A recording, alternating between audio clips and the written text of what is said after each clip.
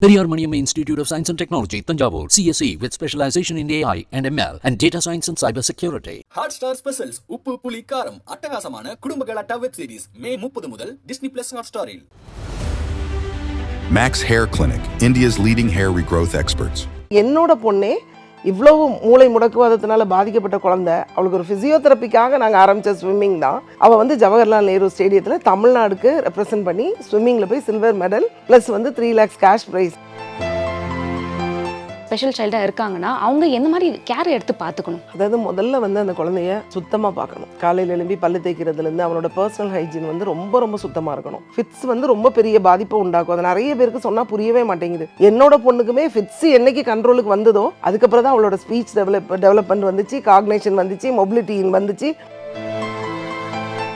அப்பாவாக இருந்தாலும் அம்மாவாக இருந்தாலும் அண்ணன் தங்கச்சியாக இருந்தாலும் ஃபஸ்ட்டு நம்ம கூட பிறந்தவங்க நம்ம ரத்தம். நம்மளே பார்த்துக்காம இன்னைக்கு ரெசிடென்ஷியல்னு பேசினா அது எவ்வளோ ஒரு கேவலமான விஷயம். யோசித்து பாருங்கள். நிறைய பேர் வந்து அவங்க தொற்றுவாங்களோ அப்படிங்கிற பயம் நம்ம சொசைட்டியில் இருக்குது. தொட்டுட்டா எதுவும் ஆயிருமா? அவங்கெல்லாம் ஒன்றுமே இல்லை. என்னோட ஃபேமிலியில் உள்ளவங்களாம் சேர்ந்து சென்னையில் வந்து வண்டலூர் ஜூக்கு போகலான்னு சொல்லிட்டு போகும்போது போய் வீல் சேர் கேட்டால் வீல் சேரே இல்லை. பரிதாபத்துக்குரிய விஷயமே அதுதான். பப்ளிக்கில் வச்சுருக்காங்க, கணக்குக்கு வச்சுருக்காங்களே தவிர அதை யூஸ் பண்ணுற லெவலில் எந்த வீல் சேருமே இல்லை. ரெஸ்ட் ரூம் போனால் பக்கத்தில் அந்த ரெஸ்ட் ரூம் இருக்கும். நார்மலாக உள்ளவங்கெல்லாம் அங்கே போய் இவங்க யூஸ் பண்ணாத முடியாத அளவில் அழுக்கு பண்ணி தான் போடுறாங்க. ஸோ ஒரு அவசரத்துக்கு நம்ம ஒரு மீட்டிங்க்கோ ஒரு இதுக்கோ கான்ஃபரன்ஸ்க்கோ இல்லை ஏதாவது ஒரு ப்ரோக்ராம் போனால் இந்த குழந்தைங்களால ஈவன் ஒரு ரெஸ்ட் ரூம் கூட ப்ராப்பராக போக முடியல. நீங்கள் 500 ஃபீஸ் சொன்னது எனக்கு ரொம்ப ஆச்சரியமாக இருக்கு மேம். ஏன்னா அதுவும் வந்து நீங்கள் வந்து கன்ஃபார்மாக கொடுக்கணும்னு இல்லை.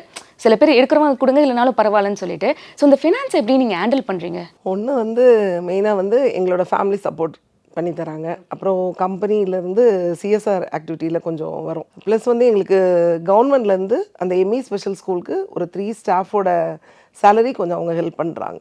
அது எல்லாத்தையும் வச்சு கடவுள் காட்டுற கருணையில் போயிட்டுருக்கு. ஆனால் இப்போ பார்க்குற நிறைய பேருக்கு வந்து இப்போ டொனேட் பண்ணணும் அப்படின்னு ஒரு விருப்பம் இருக்கும். ஸோ அவங்க வந்து எது மூலயமா டொனேட் பண்ணலாம் மேம்? அது எங்களை காண்டாக்ட் பண்ணால், எங்களோட நம்பர்ஸ்க்கு காண்டாக்ட் பண்ணால் எங்களோட ட்ரஸ்ட் அக்கௌண்ட் இருக்குது, அதுக்கு பண்ணலாம். ஃபுட் ஸ்பான்சர் இப்போவும் சிலவங்க ஃபுட் ஸ்பான்சர் கொடுக்குறாங்க, வெஜிடபிள்ஸ் சிலவங்க கொடுக்குறாங்க, கிராசரிஸ் கொடுக்குறாங்க. சில கம்பெனிஸில் அவங்க சிஆர்எஸ்ஆர்லேருந்து எங்களுக்கு ஃபர்னிச்சர்லாம் கூட வாங்கி கொடுத்துருக்காங்க. அந்த மாதிரி அவங்கவுங்க இஷ்டத்துக்கு எதுனாலும் எங்களை காண்டாக்ட் பண்ணாங்களா அந்த நீட் எப்படி இருக்குன்னு பார்த்துட்டு வாங்கிக்கலாம். ஆனால் எங்களோட கோட்பாடு என்னென்னா, ஒரு 10 கட்டு கீரை தான் ஒருத்தங்களுக்கு வாங்கி தரதுக்குள்ள இது இருக்குது அப்படின்னா அதை கொடுத்தா கூட நாங்கள் சந்தோஷமாக வாங்கி நாங்கள் குக் பண்ணி கொடுப்போம். இவ்வளோதான் ஸ்லாப், நீங்கள் இவ்வளோதான் தரணும் அப்படின்றதெல்லாம் எங்ககிட்ட எதுவுமே இல்லை. இன்னொரு இன்ஸ்பைரிங்கான ஸ்டோரி ஏன் இந்த ஃபுட்டுக்கு நான் சொல்கிறேன் அப்படின்னா, ஒரு நாள் ஒரு ஸ்பான்சர் ஒருத்தங்க 5000 rupees தரேன்னு சொல்லியிருந்தாங்க. ஸோ எங்களோட கோஆர்டினேட்டர்கிட்ட அவங்ககிட்ட மெசேஜ் போயிட்டு இருந்தது. மார்னிங் பார்த்தீங்கன்னா திடீர்னு அவர் ஃபோனை சுவிச் ஆஃப் பண்ணிட்டார். இது எனக்கு தெரியாது. அப்போ என்ன பண்ணுறதுன்னு இவங்க பிளான் பண்ணிட்டு இருக்காங்க. என்னோட ஃபோனுக்கு ஒரு கால் திடீர்னு ஒரு அன்னோன் நம்பர்லேருந்து வருது. மேடம் எம்இ ஸ்பெஷல் ஸ்கூல் தானே? ஆமாம். இங்கே காலையில் திடீர்னு இங்கே நியர்பை ஒரு ஸ்கூலில் ஸ்கவுட்ஸ்க்கு ரெடி பண்ண 80 packets சப்பாத்தி ஃப்ரெஷ்ஷாகவே இருக்குது மேம், உங்கள் ஸ்கூலுக்கு தந்தால் வாங்கிப்பீங்களா? ஸோ நான் என்னோட கோஆர்டினேட்டருக்கு ஃபோன் பண்ணி இந்த மாதிரி ஃபுட்டுக்கு சொல்கிறாங்க. அவங்க ஒன்று சொல்கிறாங்க, இன்னைக்கு ஃபுட்டு கொடுக்க வேண்டிய ஸ்பான்சர் ஃபோனை சுவிச் ஆஃப் பண்ணிட்டாரு, நான் உங்களுக்கு ஃபோன் பண்ணலான்னு இருக்கேன், நீங்கள் எப்படி சொல்கிறீங்க? அப்போ நான் என்ன அதில் உணர்ந்தேன் அப்படின்னா, மனுஷனே கையை விரிச்சா கூட கடவுள் எங்கிருந்தோ அந்த பிள்ளைங்களை சாப்பாடு கொடுக்கறதுக்கு ரெடியாக இருக்காரு. அதனால எனக்கு அது ஒரு பெரிய இன்ஸ்பைரிங்காக இருந்தது. ஸோ அன்னைக்கு அந்த பிள்ளைங்க சந்தோஷமாக சப்பாத்தி கிரேவி சாப்பிட்டு இருந்தாங்க. அது ஒரு மறக்க முடியாத ஒரு பெரிய ஒரு மெமரி. தென் இப்போ நம்ம நிறைய வந்து எம்இ ஸ்பெஷல் ஸ்கூல் பற்றி பேசிட்டு இருந்தோம் மேம். அதுக்கப்புறம் கமலம் ரீஹாபிலிட்டேஷன் சென்டர், அதாவது அந்த மறுவாழ்வு வந்து நான் மோஸ்ட்டாக கேள்விப்பட்டது வந்து இப்போ ஆல்கஹாலிக்காக இருப்பாங்க. ஸோ அவங்க வந்துட்டு அவங்களுக்கு ஒரு மறுவாழ்வு பண்ணுறேன்னு சொல்லியிருப்பாங்க. ஸோ இப்போ ஃபிசிக்கலி சேலஞ்சோ இல்லை மென்டலி சேலஞ்சோ அவங்களுக்கு எந்த மாதிரி ஒரு மறுவாழ்வு நீங்கள் அமைச்சு கொடுக்குறீங்க? ஆக்சுவலாக என்கிட்ட இருக்க ஒரு பையன் வீட்டில் வந்து 2 பசங்களுமே 3 பசங்களில் 2 பேர் ஸ்பெஷல் சைல்டு. அதில் வந்து பார்த்தீங்கன்னா ஒரு பையனை அவன் ஓரளவு சொன்னால் நம்ம கம்யூனிகேஷன்லாம் இது பண்ணுற பையன். அவனை நாங்கள் கொஞ்சம் கொஞ்சமாக ரெடி பண்ணி ஒரு ஹோட்டலில் ஹவுஸ் கீப்பிங்க்கு நாங்கள் வந்து அவனை ஜாபுக்கு நாங்கள் சேர்த்துட்டோம். இப்போ 2 இயர்ஸாக அவன் ஒர்க் பண்ணிகிட்டு இருக்கான். ஸோ அதுதானே ரீஹாபிலிட்டேஷன். வாழ்வே இல்லைன்னு சொல்கிறவங்களுக்கு ஒரு மறுவாழ்வு. அவன் எங்கே ரெடி ஆகிட்டா நல்லாவே அவனோட இண்டிபெண்ட்டாகவே இப்போ ஒவ்வொரு ரூமும் க்ளீன் பண்ணிவிட்டு அந்த நம்ம ஷாம்பு சோப்பு இதெல்லாம் வைக்கிறோம் இல்லைங்களா, அது வந்து ஒவ்வொருத்தரும் கஸ்டமர்ஸ் வெளியே போகும்போது அங்கே என்னெல்லாம் க்ளீன் பண்ணுறாங்களோ அவன் அது கரெக்டாக போய் அவன் அதெல்லாம் வச்சு அந்த ரூமை க்ளீன் பண்ணுறதுக்கு ஹெல்ப் பண்ணி எல்லாமே பண்ணிக்கிறான். ஸோ அது ஒரு பெரிய ரெக்கார்டு எனக்கு. இப்போ நாங்கள் கொஞ்சம் கொஞ்சமாக ட்ரெயினப் பண்ணிகிட்ருக்கோம் பசங்களை. ஆனால் பேரண்ட்ஸோட வில்லிங்னஸ் இருந்தால் மட்டும்தான் அனுப்ப முடியும். இப்போ அந்த பேரண்ட்ஸ் வந்து நான் என்ன சொன்னாலும் கேட்பாங்க, கூட்டிகிட்டு வாங்க கொண்டு விடுங்க அப்படின்னு சொல்லும்போது அவங்க ஒபே பண்ணி விட்டனால அங்கேயும் ஒர்க் பண்ணுற இடத்துல அவனை நல்லா பார்த்துக்கிறனால எந்த பிரச்சனையுமே இல்லை, சந்தோஷமாக இருக்கான். அது ஒன்று. ரெண்டாவது பார்த்திங்கன்னா, என்னோட பொண்ணே இவ்வளவு மூளை முடக்குவாதத்தினால பாதிக்கப்பட்ட குழந்தை, அவளுக்கு ஒரு ஃபிசியோதெரப்பிக்காக நாங்கள் ஆரம்பித்த ஸ்விம்மிங் தான். இன்றைக்கி பார்த்தீங்கன்னா கடந்த ஜூலை மாதம் நடந்த நேஷ்னல் இதில் அவள் வந்து ஜவஹர்லால் நேரு ஸ்டேடியத்தில் தமிழ்நாடுக்கு ரெப்ரசன்ட் பண்ணி ஸ்விம்மிங்கில் போய் சில்வர் மெடல் ப்ளஸ் வந்து 3 lakhs கேஷ் ப்ரைஸ் நம்ம ஸ்போர்ட்ஸ் மினிஸ்டர்கிட்ட இருந்து வாங்கிட்டு வந்தா. அது ஒரு மறுவாழ்வு தானே, ஒன்றுமே ஆகாத குழந்தைன்னு சொல்லிட்டு அந்த குழந்தை. ஸோ இந்த மாதிரி டான்ஸில் சிலவங்க வந்து ஸ்பெஷலாக இருக்காங்க. கோயம்புத்தூரில் போய் போன தடவை எபிலிட்டி 2020 ஒரு ப்ரோக்ராம் ஸ்டார்ட் பண்ணி இப்போ 3 years போயிட்டுருக்கு. அதில் ஒரு பையன் போய் டான்ஸ்க்கு அவன் வந்து 3000 கேஷ் ப்ரைஸ் அவன் வாங்கிட்டு வந்தான். இப்படி ஒவ்வொருத்தரும் அவங்கவுங்க இதில் வந்து டெவலப் ஆகிட்டு இருக்கும்போது அடுத்த லெவல் வரும்போது நாங்கள் இவங்களெல்லாம் அத்லெட்டிக் இதில் கொண்டு வந்துடுவோம். ஸோ ஒரு குழந்தை வந்து படிக்க தான் முடியல அப்படின்னு நம்ம நினைக்கிறோம். ஒருத்தங்க பார்த்தீங்கன்னா பூண்டு உரிக்கிறதுல ரொம்ப ஸ்பெஷலைஸ்டாக இருந்து உரிப்பாங்க. ஒருத்தங்க வெங்காயம், அதுக்கு அடுத்த லெவல் பார்த்தீங்கன்னா பெருசாக இருக்கிறதுனா வெங்காயம் உரிப்பாங்க. ஐஸ்கிரீம் ஸ்டிக்கில் பென் ஸ்டாண்ட் அழகாக பண்ணுவாங்க. மாலை அழகாக கோப்பாங்க. அகல் விளக்குக்கு வந்து பெயிண்டிங் ஊற வச்சு மிஸ் வந்து கமெண்ட்ஸ் கொடுப்பாங்க. இதை இத்தனை விளக்கு எண்ணி வச்சு நீ ஒரு தடவை எண்ணிட்டு போய் தண்ணியில் ஊற வச்சு அதை எடுத்துகிட்டு வந்து திருப்பி என்ன பண்ணணும் எல்லாமே பண்ணும்போது அந்த குழந்தை அது செய்யும். அவுட்டர் ஷெல் மட்டும்தான் ஒருத்தனுக்கு பெயிண்ட் பண்ண முடியும், ஏன்னா ரொம்ப ஃபைனாக பண்ணுறதை அவன் பண்ண மாட்டான். ஸோ அவங்க பிரித்து பண்ணும்போது அடுத்த லெவல் கண்டிப்பாக வந்து சாதிக்க முடியுன்ற ஒரு நம்பிக்கை எங்களுக்கு இருக்குது. Shot put throw, athletic, swimming, yoga, silambattam, இது எல்லாமே நாங்கள் இப்போ பண்ணிகிட்ருக்கோம். ஸோ அடுத்தடுத்த காம்படிஷன்ஸ் வரும்போது இந்த குழந்தைங்கள ஒவ்வொருத்தரையாக நான் வந்து வெளியே கொண்டு வந்துடுவேன். ஸ்கூல்லேயே நீங்கள் சொன்ன எல்லா விஷயங்களுமே உள்ளே கொண்டு வரது கஷ்டம் மேம், நார்மல் ஸ்கூல்ஸில் சொல்கிறேன். பட் ஒரு ஆக்டிவிட்டியாக ஸ்போர்ட்ஸ் ஆகட்டும் இல்லை ஆர்டிஸ்டிக்காக எல்லா விதமாகவே நீங்கள் கவர் பண்ணியிருக்கீங்க. அதுக்கே ஒரு பெரிய பாராட்டு மேம். அதே மாதிரி இப்போ பேரண்ட்ஸ் ஆகட்டும், இப்போ உங்கள் வீட்டில் இப்போ ஸ்பெஷல் சைல்டாக இருக்காங்கன்னா அவங்க என்ன மாதிரி கேர் எடுத்து பார்த்துக்கணும்? அதாவது முதல்ல வந்து அந்த குழந்தைய சுத்தமாக பார்க்கணும். காலையில் எழும்பி பல்லு தேய்க்கிறதுலேருந்து அவனோட பர்சனல் ஹைஜீன் வந்து ரொம்ப ரொம்ப சுத்தமாக இருக்கணும். அப்படி இருந்தாவே பாதி வந்து அவன் நல்லா ஹெல்த்தியாக இருப்பான். அடுத்தது ஃபுட்டு ஓவர் டம்பிங் இருக்கவே கூடாது. பசிக்குதுன்னு சொல்கிறான்னு 10 தோசை 15 தோசை 15 இது சப்பாத்தி பரோட்டா இதெல்லாம் இல்லாமல் ஒரு நார்மலாக அவன் மொபிலைஸ் ஆகிறதுக்கு தேவையான அளவு நியூட்ரிஷனாக ஃபுட்டு கொடுத்தாவே அடுத்த சக்ஸஸ். அப்புறம் ஃபிட்ஸ் வராமல் பார்த்துக்கணும். ஃபிட்ஸ் வந்து ரொம்ப பெரிய பாதிப்பை உண்டாக்கும். அது நிறைய பேருக்கு சொன்னால் புரியவே மாட்டேங்குது. என்னோட பொண்ணுக்குமே ஃபிட்ஸு என்னைக்கு கண்ட்ரோலுக்கு வந்ததோ அதுக்கப்புறம் தான் அவளோட ஸ்பீச் டெவலப்மெண்ட் வந்துச்சு, காக்னேஷன் வந்துச்சு, மொபிலிட்டி வந்துச்சு. படுத்திருந்த குழந்தை கொஞ்சம் கொஞ்சமாக உட்காரதுக்குள்ளது நம்ம ஃபிசியோ கொடுக்கும்போது வந்துச்சு. அது ரொம்ப ரொம்ப முக்கியம். இது பேலன்ஸ் ஃபுட்டு, நல்ல ஸ்லீப்பு, பர்சனல் ஹைஜீன், மெடிசன் இதெல்லாம் இருக்கணும். அது போக கொஞ்ச நேரமாவது அந்த குழந்தை கூட அம்மாவும் அப்பாவும் கண்டிப்பாக ஸ்பெண்ட் பண்ணணும். அப்படி பண்ணினா மட்டும்தான் அதுக்குள்ளே சக்ஸஸை நம்ம பார்க்க முடியும். இப்போ எங்கள் வீட்டை நாங்கள் எடுத்துக்கிட்டோம் அப்படின்னா எல்லாமே அவளை ரிலேட் பண்ணி தான் எங்களோட லைஃபே இருக்கும்னு வச்சுக்கோங்களேன். எந்த ஒரு விஷயமா இருந்தாலும் சின்னதோ பெருசோ அவளுக்கு எங்கே போக முடியலையோ அங்கே நாங்கள் யாருமே போக மாட்டோம். அவளுக்கு எங்கே போக முடியும்னா நாங்கள் அதுக்கு எல்லாமே பிளான் பண்ணி நடக்க வேண்டிய இடத்துல நடத்தி, தூக்க வேண்டிய இடத்துல தூக்கி, எல்லாரும் நாங்கள் அதுக்கு ஃபிட் ஆகி எங்கள் மைண்டை ப்ரிப்பேர் பண்ணி அவளையும் ப்ரிப்பேர் பண்ணிட்டு தான் நாங்கள் அந்த இடத்துக்கே போவோம் ஒவ்வொரு விஷயமுமே. ஸோ எல்லாருமே இந்த குழந்தைங்களும் அவங்களுக்கு எல்லா ஃபீலிங்ஸும் இருக்குது. தொட்டால் என்னன்னு தெரியும், வலி தெரியும், அன்பாக சொன்னால் தெரியும், கோவப்பட்டால் தெரியும். ஸோ வீட்டில் உள்ளவங்க ஃபஸ்ட்டு அவங்கள அண்டர்ஸ்டாண்ட் பண்ணணும். அப்பாவாக இருந்தாலும் அம்மாவாக இருந்தாலும் அண்ணன் தங்கச்சியாக இருந்தாலும் ஃபஸ்ட்டு நம்ம கூட பிறந்தவங்க நம்ம ரத்தம். நம்மளே பார்த்துக்காம இன்றைக்கி ரெசிடென்ஷியல்னு பேசினா அது எவ்வளோ ஒரு கேவலமான விஷயம் யோசித்து பாருங்கள். நாங்கள் நிறைய பேரை ஃபேஸ் பண்ணுறோம். ஒரு தண்ணி கூட கொடுக்க மாட்டேங்கிறான் என் கூட பிறந்தவன் அப்படின்னு பேரண்ட்ஸ் கம்ப்ளைண்ட் பண்ணுறாங்க. ஸோ நம்ம சமுதாயத்துக்கும் மற்ற பேரண்ட்ஸுக்கும் தெரிய வேண்டியதுன்னா கூட பிறந்த எங்கள் பிள்ளைங்களுக்கே ஃபஸ்ட்டு பேரண்ட்ஸ் எதை டீச் பண்ணணும்னா அவனால தான் நீ உனக்கு எல்லா பிளெஸ்ஸிங்குமே, அவன் தான் நம்ம ஃபேமிலிக்கு ஒரு பிளெஸ்ஸிங், அவனால தான் உனக்கு எல்லாமேன்னு நம்ம சொல்லி சொல்லி கொஞ்சம் கொஞ்சமாக கொண்டு வரும்போது கண்டிப்பாக அந்த குழந்தைகள் அவங்கள பார்க்க ஆரம்பிப்பாங்க. அப்படி வரும்போது எல்லா கேரமும் ஆட்டோமேட்டிக்காக அந்த குழந்தை கிடச்சிரும். இப்போ எங்கள் வீட்டில் என்னோடய வீட்டில் என் ஹஸ்பண்ட் அப்படி தான் என் பையனை வளர்த்தாங்க. நிறைய சாக்ரிஃபைஸ் பண்ணியிருக்கான். என் பையன்லாம் பார்த்தீங்கன்னா அவனோட லைஃப்பில் இது ஃபுல் அண்ட் ஃபுல் அவன் சாக்ரிஃபைஸ் தான். அவன் என்ஜாய் பண்ண வேண்டிய விஷயத்துலலாம் அவளுக்காக அவன் எல்லாமே சாக்ரிஃபைஸ் பண்ணான். இன்றைக்கி அவன் நல்லா இருக்கான். அவனுக்கு கிடச்சிருக்க எல்லாமே பிளெஸ்ஸிங்காகவே இருக்குது. அதை பேரண்ட்ஸ் ஃபஸ்ட்டு சொல்லி கொடுக்கணும். நமக்கு எப்படி கிள்ளுனா வலிக்குதோ அதே மாதிரி தான் அவனுக்கு வலிக்கும். ஒன்றும் பேச தெரியாது, புரிய தெரியாது, ஆனால் அவனால் ஓரளவாவது யூகிக்க முடியும். ஆனால் அந்த குழந்தைகிட்ட இருந்து கிடைக்கிற பிளெஸ்ஸிங் வேறு லெவலில் இருக்கும். அதை ஒவ்வொரு பேரண்ட்டுமே கூட பிறந்தவங்களுக்கு ஃபஸ்ட்டு சொல்லிக் கொடுக்கணும். அதை சொல்லிக் கொடுத்துட்டாலே ஸ்கூலுக்கு கொண்டு விடுறதுலேருந்து எல்லா விஷயமுமே போயிடும். ஏன்னா இப்போ ஸ்கூலுக்கு ஏன் வரல அப்படின்னா அவனை கொண்டு விடுறதுக்கு யாருமே இல்லை. அவன் அண்ணன் இருக்கான், அக்கா இருக்கான், அவன் எல்லாம் எதுவுமே செய்ய மாட்டான், குளிக்க வைக்க மாட்டான். ஸ்கூலுக்கு வர அன்றைக்கி குளித்து பல்லு தேய்ச்சிட்டு வருவாங்க. மற்ற நாள் 1 வீக் லீவ் விட்டுருங்க, என்னைக்கு குளிக்க வைப்பாங்க என்னைக்கு பல்லு தேய்ப்பாங்கன்னே தெரியாது. ஸோ பேரண்ட்ஸ் வந்து 2 குழந்தைங்க இருந்தால் 2 கண்ணு நமக்கு எப்படி முக்கியமோ 2 கண்ணையும் ஒரே மாதிரி ட்ரீட் பண்ணணும். நான் அப்படி தான் பண்ணினேன். ஏன்னா என் பையனுக்கு அதாவது யூனிஃபார்ம் இருக்குது, ஷூ இருக்குது, டை இருக்குது, எல்லாமே இருக்குன்னு போடும்போது இந்த குழந்தைக்கு தவழ்ந்து தான் வந்து உட்காந்துருக்கும். அது ஆசைப்பட்டு கேட்கும். இதுக்கு எதுவுமே போட முடியாது. அதுக்காகவே நான் என்ன பண்ணினேன்னா ஸ்கூல் ஆரம்பித்தப்பறம் யூனிஃபார்ம் ஸ்டார்ட் பண்ணேன், ஐடி கார்டு ஸ்டார்ட் பண்ணேன், லஞ்ச் பேக் ரெடி பண்ணேன், ஸ்போர்ட்ஸ் வேர் ரெடி பண்ணேன். அவள் கேட்பா, அவன் அண்ணாக்கு டைரி இருக்குது, எனக்கு டைரி வேணும். ஸோ யாரும் எல்லாத்துக்குமே சமம் கிடையாது. கண்டிப்பா மேம். என்ன அவங்களால கொஞ்சம் குறைபாடுகள், அவங்களுக்கு நம்மளோட சப்போர்ட் கொஞ்சம் தேவை இருக்குது, அன்பு கொஞ்சம் அதிகமாக தேவை இருக்குது. மற்றபடி இந்த பிள்ளைங்க தான் really blessed, they are angels, they are already book for heaven. அவ்வளோதான். எந்த பாவமோ எந்த கஷ்டமுமே அறியாமல் அவங்க லைஃப்லாம் நினச்சி நான் ரொம்ப கொஞ்ச நேரம் அப்படி தனியாகிட்டேன்னா நினச்சேன்னா என்னால் அதுக்கப்புறம் இருக்கவே முடியாது. அதனால் நான் என்ன எப்போவுமே நான் ஆக்கியபைடாக வச்சுருப்பேன். ஏன்னா எல்லா பேரண்ட்ஸோடைய மனசுலையுமே எனக்கு பிறகு யாருன்ற ஒரு பெரிய கேள்வி இருக்குது. ஏன்னா இன்றைக்கி பெற்ற பேரண்ட்ஸையே எல்லா சொத்தையும் எழுதி வாங்கிட்டு ஆர்ஃபனேஜில் கொண்டு போய் போட்டு போயிடுறாங்க, சாப்பாடு கொடுங்க. இந்த குழந்தைங்க யார், இந்த குழந்தைங்க யாருன்னு சொல்லுவோம். நான் பேரண்ட்ஸுக்கு சொல்கிறது அப்படி தான். ஃபஸ்ட்டு சிப்ளிங்ஸ்க்கு கற்றுக் கொடுங்க. கூட பிறந்தவனே பார்க்கலன்னா எப்படி அடுத்தவன் பார்ப்பான்? அதையும் தாண்டி பார்க்க முடியல, அவங்க சப்போர்ட் பண்ணாங்கன்னா ஃப்யூச்சர் நம்ம எல்லாருமே இருக்கோம். யாரோ 2 பேரண்ட்ஸ் பார்ப்பாங்க, அவங்க அடுத்த இது போகும். அப்படி ஃபீல் பண்ணி ஃப்யூச்சரை நினச்சி ஃபீல் பண்ணிவிட்டு இன்றைக்குள்ளது கையில் இருக்கிறத விட்டுட்டு அப்புறம் என்ன பண்ணுறது? ஸோ அப்படி தான் நாங்கள் வந்து அவங்களுக்கு ஒவ்வொருத்தருக்கும் ஐடியாஸ் கொடுத்து போயிட்டுருக்கு. இப்போ பேரண்ட்ஸ் பற்றி சொன்னீங்க எப்படி பார்த்துக்கணும்னு சொல்லிட்டு. ஆனால் அவங்க என்னதான் பார்த்துக்கிட்டாலுமே இப்போ இந்த சொசைட்டி ஒரு விஷயம் இருக்குது மேம். என்னை பொறுத்த வரைக்கும் ஒரு சின்ன எக்ஸாம்பிள் சொல்லணும்னா, இப்போ பஸ் தான் நான் சொல்வேனே, எல்லாருமே ஸ்டெப்ஸ் ஏறி போகிற மாதிரி தான் இருக்குது. ரேம்ப் ஏதோ 1-2 பஸ் அது மாதிரி பண்ணாங்க, பட் அது பண்ணவே இல்லை. ஸோ இப்படி இருக்கிறப்ப அதிலே வந்து அவங்களுக்கு வந்து ஒரு ஒரு மன வருத்தம் வரும்ல மேம். ஏன் எல்லாரையும் பண்ண முடியாது, என்னால் பண்ண முடியலன்னு சொல்லிட்டு இதுலேயே கொஞ்சம் தாழ்த்துற மாதிரி தான் இருக்குது. அதை எப்படி பார்க்குறீங்க நீங்கள்? ஆக்சுவலாக பப்ளிக்கு இந்த குழந்தைங்களை கூட்டிகிட்டு போகிறதே ரொம்ப ஃபஸ்ட்டு கஷ்டம். ஏன்னா அந்த ஃபிட்ஸ் வர குழந்தைங்களெல்லாம் ரொம்ப கன்ஜஸ்டடாக பஸ்ஸில் அந்த மாதிரிலாம் ட்ராவல் பண்ண வைக்கிறது ரொம்ப கஷ்டம். கொஞ்சம் வசதி வாய்ப்புகள் உள்ளவங்க காரில் அந்த மாதிரிலாம் போயிடறாங்க, ஆட்டோவில். மேக்ஸிமம் பேர் வெளியே கூட்டிகிட்டே வரதில்லை. வெளியே கூட்டிகிட்டு வரதே அவங்கெல்லாம் ரொம்ப கேவலமாக நினைக்கிறவங்க நிறைய பேர் இருக்காங்க. அவங்களுக்கு நாங்கள் சொல்கிறது அப்படி தான், அந்த குழந்தைங்கள சின்ன பார்க்குக்கு பக்கத்தில் இருக்கிறதுக்கெல்லாம் கூட்டிகிட்டு போங்கன்னு. இது எல்லாத்தையும் ஓவர் கம் பண்ணி தான் நான் என்ன நினைக்கிறேன் அப்படின்னா, அவங்க வீட்டில் கூட்டிகிட்டு போகிறாங்களோ கூட்டிகிட்டு போகலையோ, நம்ம ஸ்கூல் சைட்லேருந்து நம்ம கூட்டிகிட்டு போயிடணும்னு சொல்லிட்டு தான் நாங்கள் பஸ்ஸில், ட்ரெயினில் எல்லாத்துலேயுமே அந்த குழந்தைங்கள கூட்டிகிட்டு போயிடுவோம். ஆனால் பேரண்ட்ஸ்கிட்ட நாங்கள் சொல்கிறது அப்படி தான், கண்டிப்பாக நீங்கள் வந்து ட்ராவல் பண்ண வைக்கணும். அப்போ தான் பப்ளிக்கில் அவன் 4 தடவை போகும்போது வெளியே உள்ள காரியங்களை அவன் கற்றுக்க முடியும்.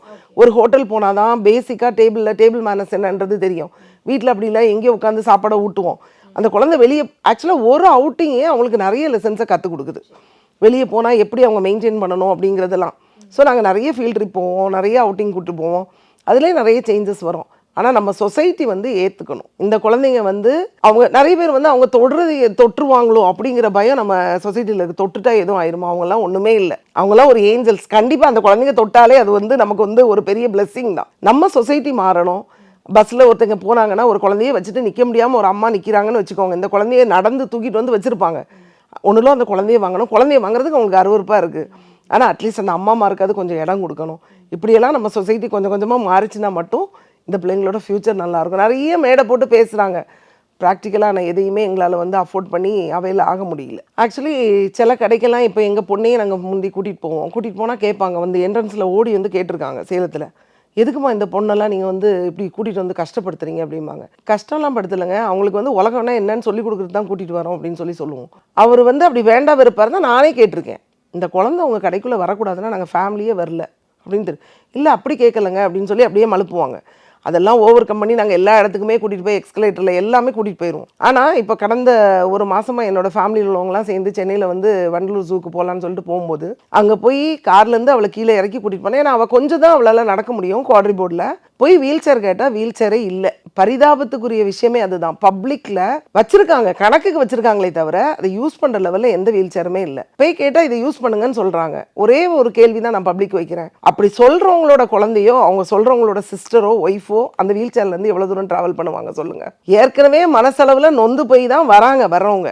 அதை சால்வ் பண்ணுறதுக்கு தான் அந்த வீல் சேர் கொடுத்துருக்கு, அந்த குழந்தைக்கு அந்த உலகம் என்னன்னு காட்டுறதுக்கு. இப்போ பப்ளிக்கே நமக்கு வந்து கரெக்டாக இதை அவைல் பண்ணலைன்னா எப்படி அந்த வீல் சேர் வந்து ப்ராப்பரா இல்லையா மேம்? ப்ராப்பரா இல்ல. ஓகே. அந்த வீல் சேர் வந்து ஒரு 4 தடவை உருட்டுற அளவுக்கு கூட அந்த வீல் சேர் உருளவே மாட்டேங்குது. அப்படியே இருந்தாலும் வீல் வந்து கலந்து வர்ற மாதிரி ஆயிடுது. ஸோ இருக்கவங்களே பயந்துட்டு தான் இருப்பாங்க. அவங்களுக்கு கம்ஃபர்ட்டும் இல்லை, கரெக்டான கண்டிஷன்ல வீல் சேரும் இல்லை. அதுவும் அந்த ஜூலெல்லாம் நினைச்சு பாருங்க எவ்வளவு தூரம் நிறைய தூரம் நடக்கிற மாதிரி இருக்குது.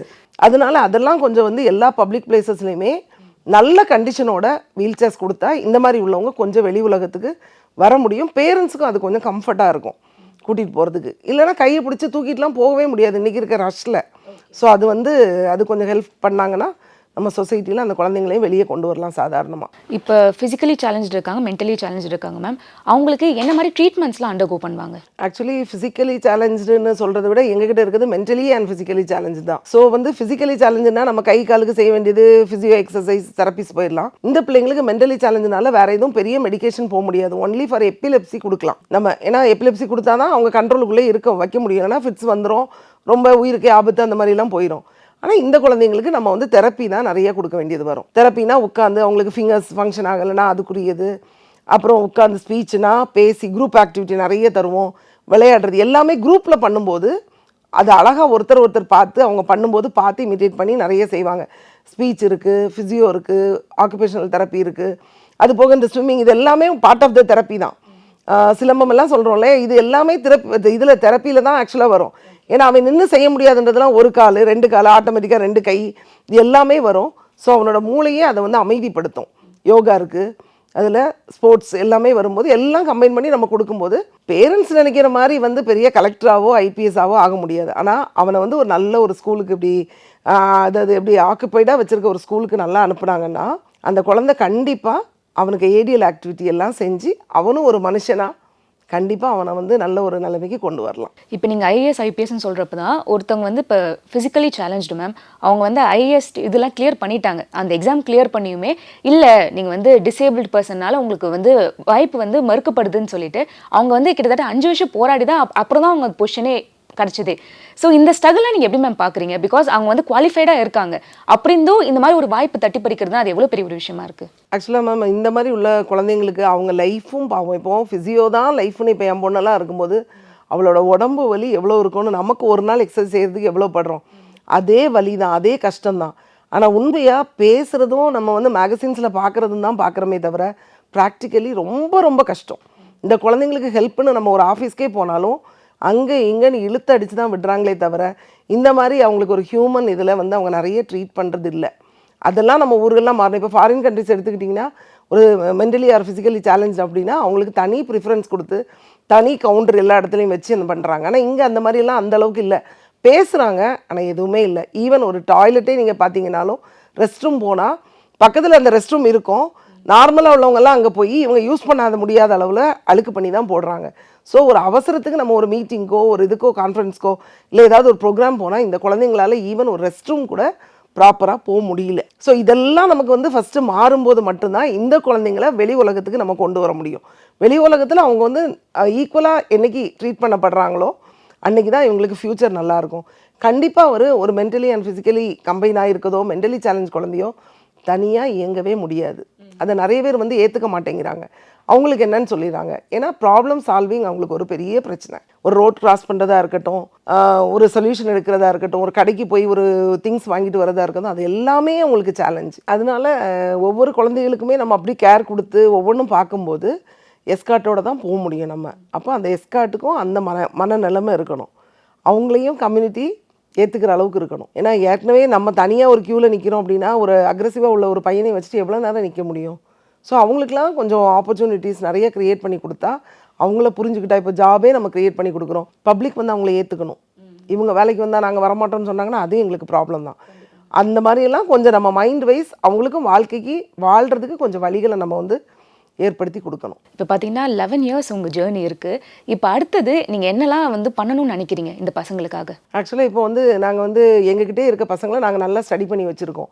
ஸோ தனியாக கொஞ்சம் அவங்களால ஒரு 75% இயங்க முடியும் அப்படிங்கிறவங்களுக்கு ட்ரைனிங்ஸ் ஏதாவது கொடுக்கலாம் அப்படின்னு பிளான் பண்ணியிருக்கோம். இப்போ ஜூன்லேருந்து பார்த்தீங்கன்னா ஃபுட் அண்ட் பிவரேஜ் கம்பெனி அந்த சைடில் வந்து ஒரு இது இருக்குதுன்னு சொல்லிட்டு ஒரு ஃப்ரெண்டு வந்து பேசிட்டு போயிருக்காரு.